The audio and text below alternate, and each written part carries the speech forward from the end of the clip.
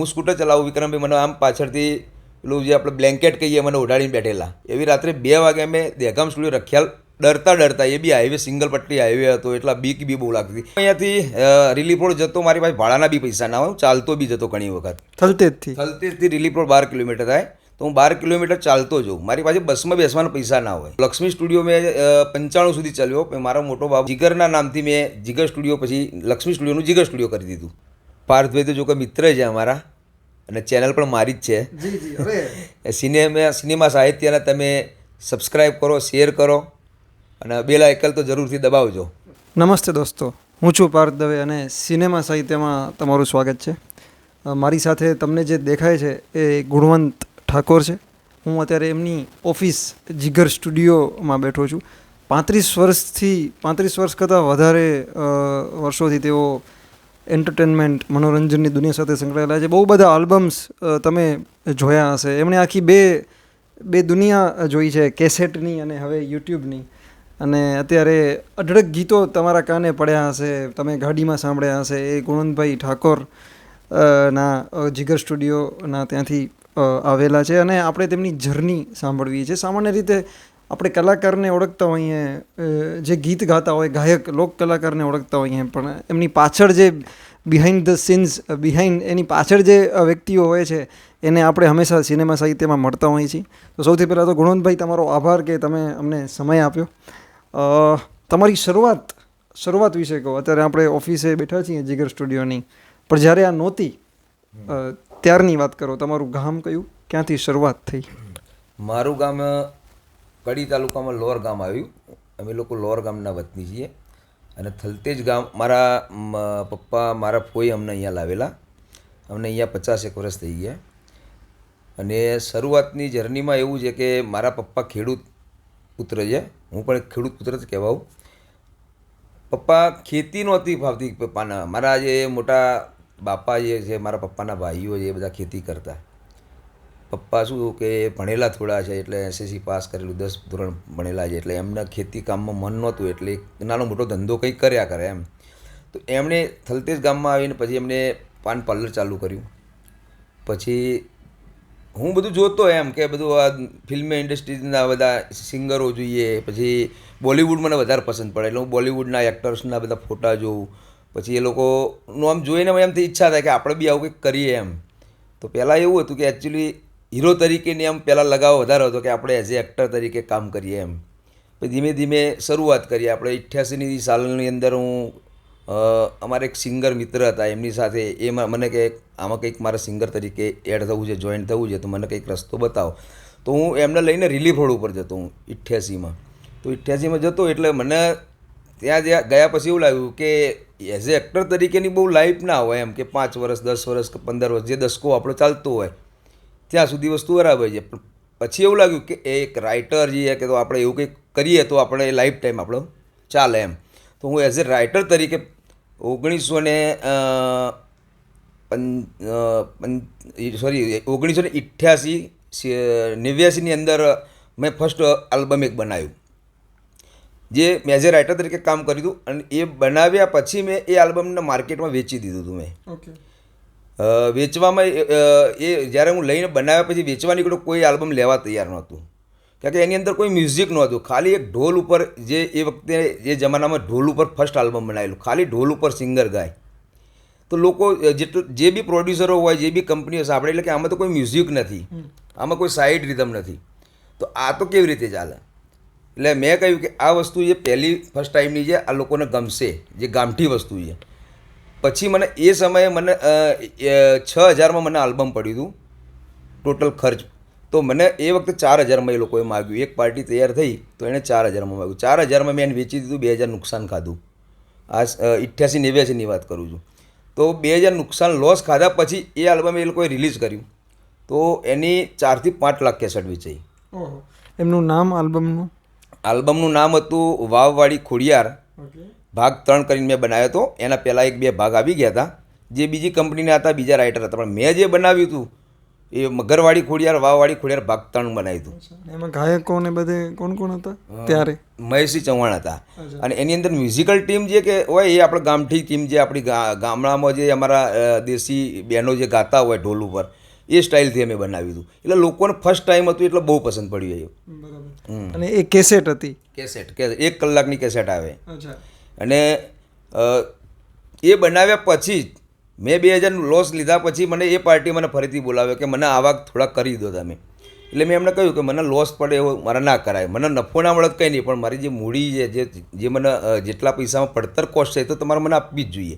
પછી એમણે કહ્યું કે પડતર નહીં, તમને મળે એવું કંઈક કરીશું. એટલે એમને મને પર આલ્બમ 2000 રૂપિયા મળે એવું મને કરી આપ્યું હતું. એવું મેં 2 વર્ષ કામ કર્યું. 2 વર્ષ પછી મને ઈચ્છા થઈ કે મારી પોતાની કંપનીની હું સ્થાપના કરું. એટલે એ વખતે મેં 88, 90ની સાલની અંદર મેં લક્ષ્મી સ્ટુડિયો કરીને ચાલુ કર્યું. તો લક્ષ્મી સ્ટુડિયો મેં 95 સુધી ચાલ્યો. મારો મોટો બાબો જીગર કરી, જે જીગર સ્ટુડિયો નામ છે આપણું, તો જીગરના નામથી મેં જીગર સ્ટુડિયો પછી લક્ષ્મી સ્ટુડિયોનું જીગર સ્ટુડિયો કરી દીધું. ત્યારથી આપણું જીગર સ્ટુડિયો ચાલે છે. બરાબર. અને જે કેસેટનો જમાનો હતો ત્યારે તમે જે આ આલ્બમ બનાવ્યું અને કોઈ આ ક્ષેત્રમાં નહોતા, કોઈ તમારા ઘરેથી કે કોઈ આ ઇન્ડસ્ટ્રીમાં નહોતા, તમે પહેલાં કદાચ હતા, તમને આવું જે હીરો બનવાની તમે વાત કરી, તો ત્યારે સંઘર્ષ તકલીફ પડી હશે? તકલીફ એટલે હું અહીંયાથી રિલીફ રોડ જતો, મારી પાસે ભાડાના બી પૈસા ના હોય, હું ચાલતો બી જતો ઘણી વખત. થલતેજથી રિલીફ રોડ 12 કિલોમીટર થાય, તો હું 12 કિલોમીટર ચાલતો જાઉં. મારી પાસે બસમાં બેસવાના પૈસા ના હોય, એવી પરિસ્થિતિ બી મેં જોયેલી છે. જે અત્યારના સિંગરો છે કે રાઇટરો છે કોઈ પરિસ્થિતિ સહન ના કરી શકે, અને એ કરે પણ નહીં કોઈ. અને એ કેટલા વર્ષ એવું ચાલ્યું ગુણવંતભાઈ? એ 2-1 વર્ષ એવું ચાલ્યું મારા. 2 વર્ષ પછી મેં સાયકલ લીધી, પછી સાયકલ લઈને જતો હું. અને 1995માં મેં સ્કૂટર લીધું બજાજ સુપર. લાઇનની અંદર આવ્યા પછી 95માં મેં બજાજ સુપર સ્કૂટર લીધું. પછી તો મહેરબાની કે ભાઈ કામ મળે જાય, આપણી પોતાની બી કંપની ચાલુ કરી હતી. મારી પોતાની કંપનીમાં 1995માં મેં ફર્સ્ટ આલ્બમ મૂક્યું હતું. જે આલ્બમ મેં હાલો ગુરુજીને ગામડે કરીને હતું, એ આલ્બમ માર્કેટમાં પહેલાં વેચવા નીકળ્યો તો કોઈએ લીધું નહીં, કારણ કે સિંગર એમાં નવા હતા. એટલે લોકોને એમ થાય કે નવા સિંગર ચાલે નહીં, ચાલતા સિંગરો ઉપર પહેલાં લોકો વિચાર કરે, બરાબર. તો એ વખતે છેલ્લે મને એમ થયું કે આ આલ્બમ ચલો કોઈ ના લે તો કંઈ નહીં, પણ મારી પોતાનું એક રિટેલ કાઉન્ટર બી હતું, તો હું ત્યાં વગાડું અડધો કલાક 10 મિનિટ, તો એ લોકોને પબ્લિક સાંભળે એટલે લેવા આવે લોકો. એટલે મને એમ લાગ્યું કે આની ડિમાન્ડ વધશે, લોકો માર્કેટમાં લેશે આને. પછી મેં આલ્બમ જાતે લોન્ચ કર્યું જીગર સ્ટુડિયોમાં. એ જીગર સ્ટુડિયોનું ફર્સ્ટ આલ્બમ હતું આપણું. એ કયું?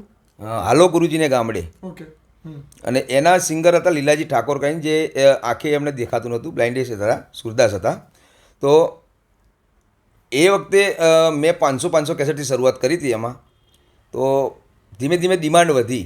મને માર્કેટની તો કોઈ ખબર જ નહોતી એટલી કે રિલીફ રોડ કોને આપીએ. રિલીફ રોડ ખબર, પણ રિલીફ રોડ હોલસેલ વેપારી બધા જ છે, તો તમામને મારા માલ આપવાનો એવી મને ખબર નહોતી. પછી ધીમે ધીમે બધાની સામેથી માંગ આવી, એટલે મને ખ્યાલ પડ્યો કે ભાઈ માર્કેટ આવું હોય. પછી તો એનું મેં લગભગ 1.5 થી 2 લાખ કેસેટ વેચી હતી. બરાબર. હું થોડોક પાછળ જઈશ કે જ્યારે તમે ચાલતા જતા, સ્કૂટરથી જતા, પછી જેમ જેમ આગળ વધ્યા, એ જે સમય હતો તો એમાં તમારી સાથે કોણ રહ્યા? એટલે અત્યારે તમને હું કહું અને તમે યાદ કરો તો કોઈકનો સપોર્ટ રહ્યો હતો પહેલાં તો, કે નહોતો રહ્યો કોઈ? સપોર્ટ તો મારી ફેમિલીનો પહેલાં, ફેમિલી સિવાય તો, કારણ કે મારા જ્યારે બી હું સોંગ લખતો તો મારા વાઈફ બી મને કહેતા તમે આવા સોંગ લખો. એટલે એમના કહેવાથી હું સોંગ લખતો, અને સોંગ હિટ જ ગયા છે.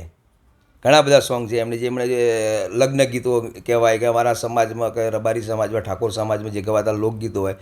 મારા વાઈફ જે છે એ અડાલજ ગામના છે, એટલે એમને ગામઠી માહોલ એમને બી ખબર છે કે ગામડાઓમાં કેવું ચાલે. એટલે મને યાદ કરાવવાનું. મારું વતન બી એક ગામડામાંથી જ હું આવેલો છું, પણ રહીએ છીએ હું મોટો સિટીમાં થલતેજમાં થયો છું, પણ મારા ગામડે મારા અઠવાડિયે 15 દિવસે મહિને હું ત્યાં જતો જાઉં છું. એટલે ગામડાનું શું ચાલે છે, કેવું છે, મને ત્યાંનો માહોલ મને બી ખબર છે. ના, હું એટલે લિરિસિસ્ટ ગુણવંત ઠાકોર ઉપર પછી આવું છું. મેં કહ્યું ને કે આપણે જે ગીતકાર છે, જે મ્યુઝિક ડિરેક્ટર છે, જે ડિરેક્ટર છે, જે રાઇટર છે, જે સિનેમેટોગ્રાફર છે, એક્શન ડિરેક્ટર છે, એના વિશે આપણે બહુ ન જાણતા હોય કદાચ, કે કોઈ કલાકાર એક્શન ફાઇટિંગ કરતા હોય પણ એની પાછળ જે મહેનત છે, એટલે એમણે બહુ સરસ ગીતો લખ્યા છે. તેઓ મ્યુઝિક આલ્બમ આપે છે, નિર્માતા છે, ડિરેક્ટર છે. ઇવન મારે એ પણ વાત કરવી છે કે જે જીગર સ્ટુડિયોના જે તમે ગીત જોશો, જિગ્નેશ કવિરાજનું હોય કે વિજય સુવાળાનું હોય, એ ગીત પૂરેપૂરા વાર્તાવાળા ગીત હોય છે. એટલે આખું એનું ડિરેક્શન થાય છે ગીતનું, પણ એના ઉપર પણ હું પછી આવું છું. પણ મારે તમારા મમ્મી પપ્પા એમના વિશે થોડી વાત કરો. એમનો સપોર્ટ રહ્યો છે, પછી તમારા લગ્ન થયા એટલે પત્ની, તો એના વિશે થોડીક વાત કરો. એના વિશે શું વાત કરું તમે? એટલે પપ્પા મમ્મી તમે કહ્યું એમ ખેડૂત, અને તો એમનો ઘરમાં, કેમ કે આ નવું ક્ષેત્ર હતું, તમે આ ક્ષેત્રમાં આવ્યા, તો એમનું સામાન્ય રીતે એવું હોય કે આમાં તું શું કમાઈશ એમ સામાન્ય, પણ એમનું આજુબાજુ એ કેવું ત્યારે હતું કે જેના કારણે તમે નીકળી શક્યા આગળ? એકચ્યુઅલી મારા પપ્પાને તો કેવું હતું કે મને શોખ આ લાઈનનો પહેલાંથી હતો. એટલે મારે કેવું, એ વખતે 5 રૂપિયા બી મારા વાપરવા હોય ને તો મારા પપ્પા પાસે માગવા પડે. એ તો દરેક, કારણ કે મારી ઉંમર નાની હતી, હું 13-14 વર્ષનો જ હતો, નાની ઉંમરમાં હતો. તો મને એ વખતે જ આ લાઈનમાં જવાનો ઈચ્છા હતી, પણ પપ્પા 5 રૂપિયા બી ના આપે. એ વખતે મને ઈચ્છા થઈ કે ચલો આ કંઈક કરીએ. તો મારા પપ્પાનો મેં માર બી ખાધેલો છે. મારા પપ્પાએ મને માર્યો હતો. મને કે તું આ બધું કરે છે તો તું કંઈક ભણ, એમ કંઈક ધંધો કર તો ઘર ચાલે આપણું. પણ પછી મેં શરૂઆત કર્યા પછી મેં પહેલી વખત જે એમને પૈસા આપ્યા મેં લાવીને કે લો મારી કમાણી છે, અને હવે આવી જ આવક હું તમને કરી આપીશ, કે આવા જ પૈસા તમને લાવીને આપીશ, આ તમારો દીકરો હવે આજથી કમાવું બન્યો એમ. તો એમને આનંદ થયો. પછી એમણે મને કહ્યું કે હવે તારે ક્યાંય બી જવું હોય તો તારે ભાડાના પૈસા જોઈતા હોય કે વાપરવાના જોઈતા હોય તો તું મારી પાસે માગજે. તો મારા પપ્પા મજૂરી બી કરતા હતા, કારણ કે એ નાની મોટી નોકરી બી કરે, ધંધો બી ચલાવવા. એમાંથી એમના થોડી ઘણી બચત કરી અને એ મને પૈસા આપતા. પછી હું જ્યાં બી જવું હોય, કોઈ કંપનીમાં જવું હોય કે રેકોર્ડિંગ સ્ટુડિયોમાં મારી પોતાની બી જોડે કે મેં કંપની ચાલુ કરી 95માં, તો એમણે થોડા પૈસા મને આપ્યા. એમ કરતાં તમારા જેવા કોઈએ મને આપ્યા. એમ કરતાં મેં જીગર સ્ટુડિયો આખું હબ ધીમે ધીમે જમાવ્યું અને એને ઊભું કર્યું. અને એ પછી 95 પછી મારો થોડીક આર્થિક પરિસ્થિતિ એવી થોડી નબળી થઈ પાછી. જે 5 વર્ષનો દસકો કહીએ ને આપણે, કે ભાઈ 5 વર્ષ સારા ચાલે, 5 વર્ષ ખરાબ ચાલે કોઈની લાઈફમાં. તો 5 વર્ષ મારા સારા ગયા જીગર સ્ટુડિયોની સ્થાપના કર્યા. એ પછી 5 વર્ષ ખરાબ સમય આવ્યો. તો મારી પાસે 50 રૂપિયા પેટ્રોલ પૂરવાના પણ ના હોય. તો અમારા એક ગોવિંદ કાકા કરીને છે, ગોવિંદભાઈ ઠાકોર કરીને થલતેજના છે. તો એમણે મને કહ્યું કે તું હવે કંઈક કર એમ. એટલે હું કહું કાકા મારી પાસે પૈસા નથી, તો હું કેવી રીતે ફરીથી આ લાઈનમાં આવું એમ. તો એમણે કહ્યું કે એક કામ કર, તું મારી સાથે ચાલ, કાલ સવારે આપણે આવીએ કે. પણ એમણે મને કંઈ કહ્યું નહીં કે ક્યાં જવાનું. અને હું એમનો આદર બી એવો કરતો, એ જ્યાં કહેતો હું જઉં. તો મને લઈ ગયા બેંકમાં. પછી મને એમના એકાઉન્ટમાં એ સમયે 2004ની વાત કરું, 2004માં ફરીથી મારી જે કન્ડિશન ડાઉન થઈ એ વખતની વાત. તો 2004માં મને બેંકમાં લઈ ગયા. એમણે બેંકની ચેકબુક કાઢી અને મને કહ્યું કે મારા એકાઉન્ટમાં 1.5 લાખ રૂપિયા પડ્યા છે, તો તું આમ જ તારે જે જોઈએ લઈ લે, અને તું ફરીથી આલ્બમો સારા બનાવ અને ફરીથી તું તારી કંપની ફરી ચાલુ કર. એટલે મેં કહું કાકા મારી પાસે પૈસા નથી, તમે મને પૈસા આપો છો. આ જ વસ્તુ કાલે કદાચ ધંધામાં ડૂબી ગયા મારા પૈસા, તો હું તમને ક્યાંથી આપીશ. એટલે એમણે એવું કે તું કમાય તો મને આપજે. છતાં મેં બીતા ડરતા એમના એકાઉન્ટમાંથી 10,000 રૂપિયા મેં લીધા. 10,000 રૂપિયા લીધા પછી 2004ની અંદર મેં વિક્રમ ઠાકોર એ વખતે શરૂઆતમાં નવા હતા 2004માં. તો એમના પ્રોગ્રામ, લાઈવ પ્રોગ્રામ બહુ ચાલતા. ઉવાસદ ગામમાં પ્રોગ્રામ અમારા ગોવિંદ કાકા જોઈને આવેલા. મને કે તું આ છોકરાનું બનાવ, આ સરસ ગાય છે અને ત્યાં એ બાજુ ચાલે પણ છે. અને વિક્રમ ઠાકોર કોણે મને ખબર નહીં. પછી એમણે મને એક ઓડિયો કેસેટ ત્યાં લાઈવ પ્રોગ્રામમાં વેચાતી છે, તો મને લાઈને એમણે સંભળાવી. મને કે વિક્રમ ઠાકોરનો અવાજ આવે છે, પબ્લિક બહુ આવે છે, એમના પ્રોગ્રામો ત્યાં શો સારા ચાલે છે, ટ્રેક્ટરો ભરી પબ્લિક આવે છે. એટલે પછી મેં સાંભળ્યું, મેં સરસ ગાઈ છે. પછી મેં વિક્રમભાઈનો કોન્ટેક્ટ કર્યો અને પછી વિક્રમભાઈ ખુશ થઈ ગયા કે તમારી સાથે કામ કરવા માટે તો મજા આવશે એમ, ચલો કરીએ કામ. એ વખતે મેં પહેલું આલ્બમ બનાવ્યું હતું એમનું મેલેડીમાંનો મઢડો કરીને. અને મને એવું હતું કે કદાચ ચાલો તો ઠીક છે, ના ચાલો તો 10,000 ગયા આપણા. પણ વિક્રમભાઈનો એ બાજુનો માહોલ હતો, તો આપણે એમના પ્રોગ્રામોમાં વિક્રમભાઈએ બી બહુ સપોર્ટ કર્યો. અને એમના પ્રોગ્રામોમાં એ વખતે એમણે મને વેચ્યા, મારા આલ્બમો બધા વેચ્યા. ત્યાં આગળ એમને 50 કેસેટ 100 કેસેટ વિક્રમભાઈ પ્રોગ્રામમાં મંગાવો કે હું મને મોકલો, ત્યાં આગળ સ્ટેજ ઉપર વેચીશું આપણે. તો વિક્રમભાઈ ત્યાં એમના માણસ બેસાડીને ત્યાં કેસેટ વેચીને વિક્રમભાઈ બી એવી સપોર્ટ કરેલો છે આપણને. તો એ પ્રમાણે ત્યાં ધીમે ધીમે એ કેસેટ અમે એ વખતે શરૂઆત વિક્રમભાઈનું પહેલું આલ્બમ જે મારામાં હતું એ 20,000 થી 25,000 આલ્બમ આપણે વેચ્યું હતું. એ પછી આપણને લાગ્યું કે વિક્રમ ઠાકોર એક સિંગર બી સારા છે, સ્વભાવગત બી વ્યક્તિ સારા છે, અને માર્કેટ બી ધીમે ધીમે આમનું બનશે. પછી વિક્રમભાઈનું ત્યાંથી અમે બનાવવાનું શરૂ કર્યું. એક પછી એક આલ્બમ બનાવતા ગયા. તો એક પછી એક આલ્બમ બનાવતા ગયા. વિક્રમભાઈના તમામ આલ્બમ શરૂઆતના એ વખતના મેં લખેલા, મારા પોતાના રાઇટિંગ સોંગ રાઇટર તરીકે મેં અને એમના ભાઈ જીવરાજભાઈ કરીને છે, બંને સાથે લખતા અમે. અમુક સોંગ જીવરાજભાઈ લાવે, અમુક સોંગ હું લખું. સમજો કે 10 સોંગની જરૂર છે તો 2-3 સોંગ જીવરાજભાઈ લાવ્યા હોય, તો બાકીના સોંગ હું લખું. કોઈ ઘણા બધા આલ્બમ એવા છે કે મેં એકલાએ પણ લખ્યા છે. અને આ વાત ત્યારની થાય છે જ્યારે વિક્રમભાઈની હજી એકે ફિલ્મ નહોતી આવી. હા, એક ફિલ્મ નહોતી આવી. વિક્રમભાઈની ફિલ્મની વાત કરીએ તો એકચ્યુઅલી 2004-5 2 વર્ષ વિક્રમભાઈએ મારી સાથે એઝ એ સિંગર તરીકે કામ કર્યું. 2006માં મને લાગ્યું કે વિક્રમભાઈની મૂવી બનાવાય એમ. જે પ્રમાણે એમનો ગ્રોથ ચાલતો હતો, એમનું માર્કેટ ચાલતું હતું લાઈવ પ્રોગ્રામનું, ઓડિયન્સ એમનું જે જોવા માટે લોકો 5-5 કિલોમીટરની ટ્રેક્ટરોની ને એવી ટ્રાફિક થતો પ્રોગ્રામોમાં. તો મને લાગ્યું કે એમની ફિલ્મ બનાવાય, પણ મારી પાસે એ વખતે પૈસા નહોતા. પછી મારા એક મિત્ર હતા, સુરેશભાઈ ઠાકોર કરીને વેજલપુરના હતા. તો મને એ વખતે એમણે એવું કહ્યું મને કે ગુણવંતભાઈ આપણે પિક્ચર બનાવીએ, પણ મારે બોલિવૂડની પિક્ચર બનાવી એમ. તો બોલિવૂડમાં તમે કહો 5 કરોડ 10 કરોડ કંઈ પણ આપણે ખર્ચ કરવા તૈયાર છીએ, પણ પિક્ચર બોલિવૂડની હિન્દી બનાવી છે મારે. તો મેં કહ્યું આપણે બોલિવૂડની ના બનાવો, તમે આપણે ગુજરાતના જે પ્રોપર તો ગુજરાતી બનાવીએ. અને મેં કહ્યું વિક્રમ ઠાકોર કરીને જે સિંગર જે અત્યારે ચાલે છે તો આપણે એમની બનાવીએ, એટલે ઠાકોર સમાજનો બી આપણને સપોર્ટ મળશે મેં કીધું.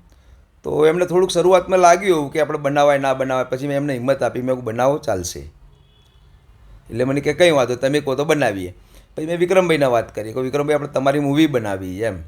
તો વિક્રમભાઈ કે યાર મારી મૂવી ના બનાવાય, કેમ કે એમના હાઇટ બી ઓછી છે. એટલે વિક્રમભાઈને ખબર છે મને કે યાર આમાં તો હાઇટ જોઈએ આપણે એમ, બોડી જોઈએ. મેં કહ્યું એવું કંઈ હોતું નથી.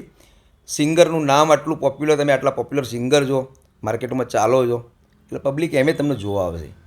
તો પછી અમે નક્કી કર્યું, અને પછી એકવાર પીઓને મળવા 2006માં અમે મૂવી બનાવી.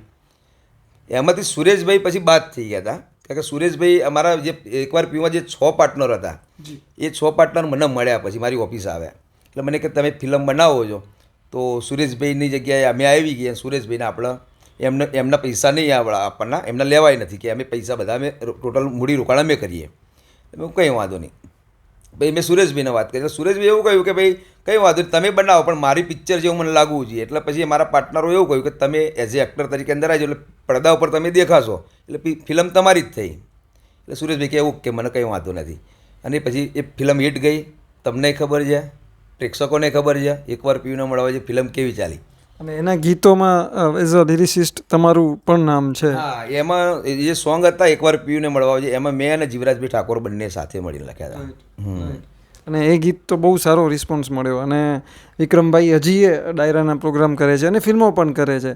તો અને અત્યારે તમે વિક્રમભાઈ સાથે આલ્બમ કરો છો, અત્યારે તાજેતરમાં જ રિલીઝ થયા છે. તો વિક્રમભાઈ સાથે આટલા વર્ષોનો તમારો સંબંધ છે, તો તમને as a Vikram Thakor as a તમારું મિત્રતા વિશે થોડી કહો. એ તમને હવે આટલો વર્ષ થયો, એ પણ બહુ ગ્રોથ થયા છે.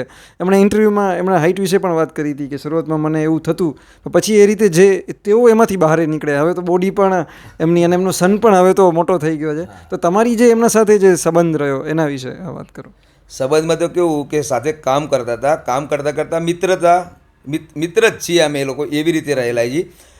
એક વખતનો સમય એવો પણ હતો કે મારી પાસે સ્કૂટર હતું, મેં તમને જેમ વાત કરી એમ. તો વિક્રમભાઈને અમે બી રાત્રે રેકોર્ડિંગ કરવા માટે દહેગામ રખિયાલ જતા હતા અમે લોકો. તો રાત્રે ઠંડી બહુ હતી, તો ઠંડી એટલે સ્કૂટર ઉપર જવું એટલે ઠંડી તો શિયાળામાં કેવી લાગે તમને ખબર છે.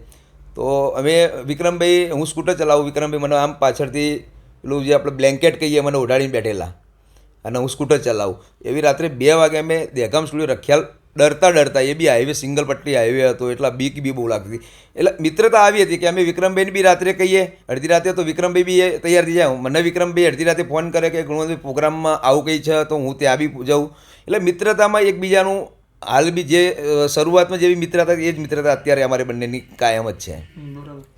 ગુણવંતભાઈ, તમે આ જીગર સ્ટુડિયો પછી જે થયું અને તમે આમ લગાટ આમ જેને કહીએ કે આલ્બમ્સ આવતા ગયા, ગીતો આવતા ગયા, અને તમે અઢળક કલાકારો સાથે કામ કર્યું છે, આમ ઘણા બધા. તો એ અનુભવ કેવો રહ્યો જુદા જુદા કલાકારો સાથે કામ કરવાનો? અનુભવમાં તો કેવું છે, બધા કલાકારો સાથે અનુભવ તો સારો જ રહ્યો છે. કોઈ એવો કોઈ ખરાબ અનુભવ મને થયો નથી, કારણ કે બધા બી રિસ્પેક્ટથી જ વાત કરે છે આપણી સાથે. દરેકનો નેચર વાઇઝ બધા કલાકાર આપણને ગમે જ છે, એટલે કોઈ એવો ખરાબ અનુભવ તો થયો, બધાનો સારા અનુભવ જ થાય છે મને. તો પછી ઓકે, તો હું એ પ્રશ્ન નહીં પૂછું પણ એમ પૂછીશ કે તો પછી સૌથી વધારે આમ તમને જેમના સાથે વધારે મજા પડી હોય, ફાવ્યું હોય, આમ સરસ એક થયું હોય એ કલાકાર વિશે વાત કરો. વિક્રમ ઠાકોર ઓકે. અને જગદીશ ઠાકોર. હા, યસ. જગદીશ ઠાકોર. જગદીશભાઈ વિશે કંઈક વાત કરો, આપણે એમને યાદ કરીએ. હા, જગદીશભાઈ વિશે વાત કરીએ તો જગદીશભાઈ બી એક મને મોટાભાઈ તરીકે માનતા હતા, અને એમનું બી ફર્સ્ટ આલ્બમ બનાવી હતું, ફર્સ્ટ મૂવી મેં બનાવી હતી, તું તો સજણ મારે કાળજી કોરાણી કરીને મૂવી બનાવી હતી, જે બી સિલ્વર જુબલી થઈ હતી. અને જગદીશભાઈ નેચરના બહુ સારા વ્યક્તિ હતા, અને એમના આલ્બમ બી ઘણા બધા મેં બનાવ્યા છે. અને જગદીશભાઈને બી કેવું કે ગમે ત્યારે મારે કાંઈ કામ હોય તો જગદીશભાઈને ફોન કરું તો જગદીશભાઈ ઇમિડિયેટલી હાજર થઈ જાય. સમજો કે મેં અત્યારે ફોન કરું કે જગદીશભાઈ કામ છે જરા આવજો ને, તો એવું નહીં કે હું અહીંયા બેઠું છું, મારા મિટિંગ ચાલે છે કે મારા છે, મને એટલો ખ્યાલ હોવો જોઈએ કે એમને ફિલ્મનું કે બીજે શૂટ કે એવું કંઈ છે નહીં કે બહાર નથી, બરાબર, એટલો ખ્યાલ હોવો જોઈએ. હું ફોન કરું એટલે 15થી 20 મિનિટમાં મારે ત્યાં હાજર થઈ જાય. એટલે જગદીશભાઈ એક સારા એવા વ્યક્તિ હતા. અમારા ઠાકોર સમાજમાં બી એવું સારું એવું નામ હતું. અને અત્યારે જગદીશભાઈ હયાત નથી, એનું દુઃખ બહુ છે મને. ઘણી વખત બેઠો હોય તો મને એવું લાગે કે જગદીશભાઈ ખરેખર એ સમય એમનો ખોટો હતો કે એ જતા રહે, એ આપણને અનુકૂળ ના લાગ્યું. એમ કુદરતને જેમ મંજૂર થઈ, પણ આપણને દિલથી નહીં ગમતું. હજુ એમ થાય છે કે જગદીશભાઈ છે જ અહીંયા જ, પણ જે કુદરતને ગમ્યું ખરું. હવે સાચી વાત છે. તમે ગુજરાતી ફિલ્મ અત્યારે જુઓ છો જે બને છે, અને એમાંથી તમને કોઈ ગમે છે? કેવી લાગે ગુજરાતી ફિલ્મો? તમે પોતે ગુજરાતી 3 ફિલ્મનું નિર્માણ કર્યું છે તમે. ગુજરાતી ફિલ્મો તો સારી જ આવે છે અત્યારે, કોઈને એવું તો કહેવાય નહીં કે તમે આવી બનાવી, સારી જ આવે, બધા પોતપોતાની રીતે સારી જ બનાવે છે. તમારા 3 ફિલ્મના અનુભવો કેવા રહ્યા અલગ અલગ? મારી 3 ફિલ્મના અનુભવમાં એવું છે કે મારી ફર્સ્ટ મૂવી જે બનતી હતી એમાં અમે લોકોએ 6 પાર્ટનર હતા. ડિરેક્ટર હર્ષુભાઈ પટેલ હતા, આપણા ગોવિંદભાઈના ભત્રીજા જે થાય, Vikrambhai first time, Harshubhai first time હતા, મમતા સોની ફર્સ્ટ ટાઈમ હતા, અમે લોકો બી ફર્સ્ટ ટાઈમ હતા. પણ એ વખતે બધા ફર્સ્ટ ટાઈમ હોવા છતાં અમને એ લોકોને એવું નહોતું લાગતું કે અમે ફર્સ્ટ ટાઈમ જઈએ, કારણ કે બધા એકબીજા એટલું સર્ચિંગ કરતા, સમજો કે મને કંઈ ખબર નથી પડતી, પાર્થભાઈને ખબર પડે છે તો હું પાર્થભાઈને પૂછી લઉં, એમાં નાનપ નહીં રાખવાનું. શું કામ કે એ વસ્તુની પાર્થભાઈને ખ્યાલ છે. તો અમે લોકોએ પૂછીને જાણી માર્કેટથી જાણ્યું કે ભાઈ આ કરવાથી શું થશે, આ કરવાથી શું થશે. ઘણા સિનેમાની વાત આવે તો ઘણા સિનેમા બી એવા હતા કે જેના 12 થી 13 હજાર ભાડું હતું. એવા સિનેમાઓએ અમારી જોડે 65 હજાર ભાડા લીધેલા છે, કારણ કે અમે નવા હતા એટલે અમને ખ્યાલ નથી. પણ અમને ખબર હતી એ 65,000માં અમે ત્યાંથી શું લઈને આવીશું, જે અત્યારે કોઈ ના કરે. અત્યારે એટલા માટે ના કરે કે અત્યારે કોઈ રિકવરી જ નથી, અને અમને એ ખબર હતી કે અમે રિકવરી ક્યાંથી કેવી રીતે કાઢીશું. અને ઘણી વખત એવો બી અનુભવ થયેલો છે કે એક સિનેમા અમારું હતું, નામ નથી દેતો હું, 12,000 એનું રેન્ટ ચાલતું હતું, 1 વીકનું ભાડું. એણે અમને 65,000 કીધું. પછી મને ત્યાં વિશ્વાસ હતો કે આ ફિલ્મ અહીંયા 65 તો 65 પણ ચાલશે. મારા પાર્ટનરોએ મને ના પાડી, મને કે અહીંયા નથી મૂકવું આપણે, કે 12,000 65,000 ના આવે. એટલે મેં એમને એવું કહ્યું કે આ 65,000 આપો, મારી જવાબદારી. એ 65,000 આપ્યા. પછી એ જ સિનેમામાં મારી ફિલ્મ 25 વીક અને હાઉસફુલ સાથે 25 વીક નોનસ્ટોપ ચાલી હતી અમારી. એકવાર પીયુને મળવા આવો છો? હા, એકવાર પીયુને મળવા આવું છું. એટલે એ સિનેમા જો કે અત્યારે તો બંધ થઈ ગયું છે. હા, પણ આવા બી. બીજી 2 ફિલ્મ કઈ? તું તો સજણ મારા કાળજીઓ કોરાણી, જગદીશ ઠાકોર, અને એક મારી બીજી હતી પ્રીત ઝુકેની સાથ છૂટે નહીં, એ પણ જગદીશ ઠાકોરની. મેં જે વાત કરી કે જે તમારા આલ્બમ સોંગ છે, ઉપર આબ નીચે ધરતી હોય કે બીજા જે તમે ડિરેક્ટ કરો છો, અને તમારા બંને સન પણ હવે સાથે છે, એમનો મેં જોયું કે આખું કોન્સેપ્ટ મુજબ આખું ગીત બને છે. તો એના વિશે વાત કરો કે ગીતના શૂટિંગ વિશે, કેમ કે લાખો લોકોએ ગીત આપણને જોયા છે આપના, તો એનું કોન્સેપ્ટ કઈ રીતે નક્કી થાય છે? તમે ગીત કોઈ લખે છે અને જે ડિરેક્શન આપ ડિરેક્ટ કરો છો, તો એના વિશે થોડીક વાત કરો. સોંગમાં કોન્સેપ્ટમાં તો એવું છે કે ફર્સ્ટ ટાઈમ જ્યારે રેકોર્ડિંગ થતું હોય, હું રેકોર્ડિંગથી માંડીને શૂટિંગથી માંડીને દરેક જગ્યાએ અમે લોકો ઇન્વોલ્વ રહીએ છીએ. અમે એવું નથી કરતા કે ભાઈ તમે સોંગ રેકોર્ડિંગ કરી દો, તમે મને સોંગ મોકલાવ્યું અને પછી હું શૂટ કરી દઉં, એવું નહીં. મારે જે સોંગ મારે પોતે શૂટ કરવાના છે. મારે સમજો કે મારે એ એઝ એ ડિરેક્ટરો જે માર્કેટની અંદર હાલ ચાલતા ડિરેક્ટરો જે છે એમને પણ આપવા છે મારે શૂટ કરવા માટે. તો હું કહું એ સોંગ રેકોર્ડિંગ ચાલતા હોય ત્યારે હું પોતે હાજર ત્યાં હોઉં, મને અમુક શબ્દો ગમતા હોય ના ગમતા હોય, કેવા રાખવા કેવા ના રાખવા, હું ચેન્જ કરાવું એને. પછી સોંગ રેકોર્ડ થાય. રેકોર્ડ થયા પછી એનો કોન્સેપ્ટ સમજો કે હું કરું છું એઝ એ ડિરેક્ટર તરીકે, તો અમે લોકો અમારું આખું ફેમિલી એ સોંગનો કોન્સેપ્ટ પહેલી લાઇનથી પહેલા શબ્દથી અમે જોઈ લઈએ કે આમાં અહીંયાથી શરૂઆત કરીશું, છેલ્લી લાઇનમાં આ એન્ડ કરીશું અમે, ક્લાઇમેક્સ આપણો, બરાબર.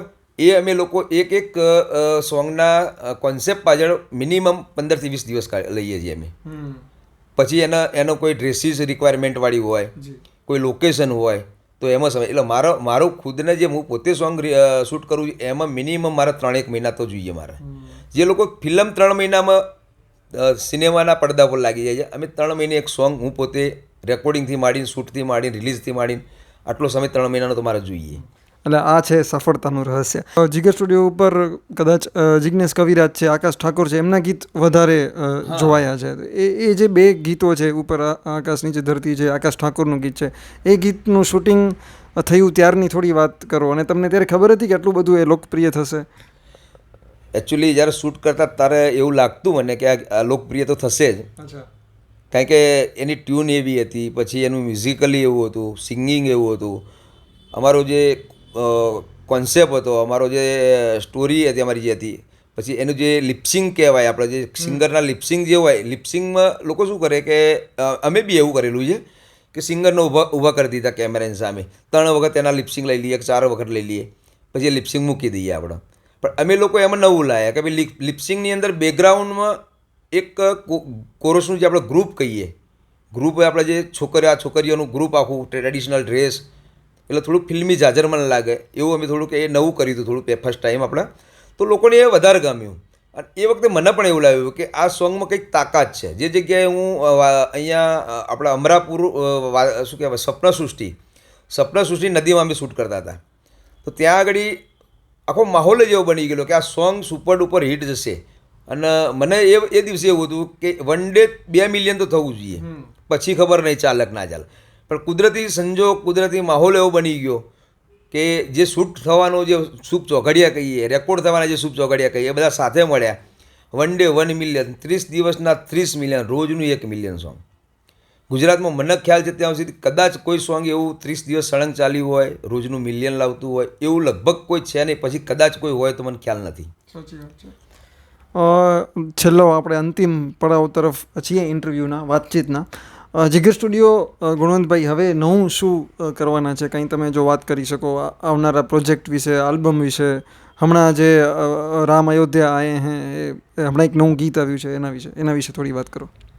હા, રામનું અમે ભગવાન શ્રી રામનું હમણાં એક સોંગ બનાવ્યું, એમાં એના લિરિકલ મેં જ લખ્યા છે, મેં પોતે લખ્યું, હિન્દી સોંગ છે, રામ ભગવાનનું છે. અને નીતિન બારોટ આપણે જે સિંગર છે એમની સાથે ગવડાવ્યું છે. સોંગ અદ્ભુત બન્યું છે, મયુરભાઈ નાડિયાએ એનું મ્યુઝિક કર્યું છે. તો રામના ગીતો તો ઘણા બધા આવી ગયા, પણ આ સોંગ કંઈક અલગ છે. એટલે તમે એક વખત સાંભળો તો એ તમને ખ્યાલ આવે છે કે સોંગ શું છે. કારણ કે અહીંયાથી લોકો એવું કે રામ આયેંગે, હવે આયેંગે વસ્તુ તો બધા વાપરે જ છે, એટલે આપણે પેલું એકને એક નહીં વાપરીએ કે મારે અયોધ્યા જાઓ, અવધ મેં જાના હે. આપણે ફર્સ્ટ લાઈન આપણી અવધ મેં જાના હે, પ્રભુ શ્રી રામ કો મિલના હે, મારી આ ફર્સ્ટ લાઈન છે. અને ગમે એવી વસ્તુ છે, આપણે અયોધ્યા જવાનું છે, દર્શન કરવા જવાનું છે, ભગવાનને ત્યાં નગરી કેવી છે, શું છે, એ બધું આપણે સોંગમાં દર્શાવેલું છે. અને બીજું આના પછી ફિલ્મ કરવાના છો કે નવા આલ્બમ વિશે કંઈ તમે માહિતી આપી શકો તો? નવા આલ્બમ આપણા વિક્રમભાઈના પેન્ડિંગ ઘણા બધા છે, એ ટૂંક સમયમાં રિલીઝ કરીશું. અને ફિલ્મની વાત તો ફિલ્મ કરીશું, પણ થોડો ટાઈમ લઈશું હજુ. બરાબર.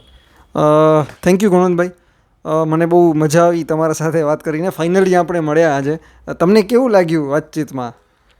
વાતચીતમાં મને બહુ મજા આવી તમારી સાથે. જેવું ધાર્યું હતું એવું જ ઇઝીલી આવું હું બધાને પૂછતો હોઉં છું. અને બહુ આપણે ફ્રેન્ડલી, આમ જેને કહીએ ને બહુ અનફોર્મલ વાતો કરતા હોઈએ છીએ. અને જે સિનેમા સાહિત્યના દર્શકો છે એને હું કહીશ કે આ ચેનલ સબસ્ક્રાઈબ કરો. બહુ બધા ઇન્ટરવ્યૂઝ તમે જોયા છે, આ ઇન્ટરવ્યૂ બહુ અલગ છે. મને લાગે છે કે ઘણા બધા લોકો જે જીગર સ્ટુડિયો જોતા હશે એમને એના વિશે કદાચ પહેલી વાર ખબર પડી હશે. પાર્થભાઈ તો જો કે મિત્ર છે અમારા, અને ચેનલ પણ મારી જ છે. સિનેમા સાહિત્યના તમે સબસ્ક્રાઈબ કરો, શેર કરો અને બેલ આઇકન તો જરૂરથી દબાવજો.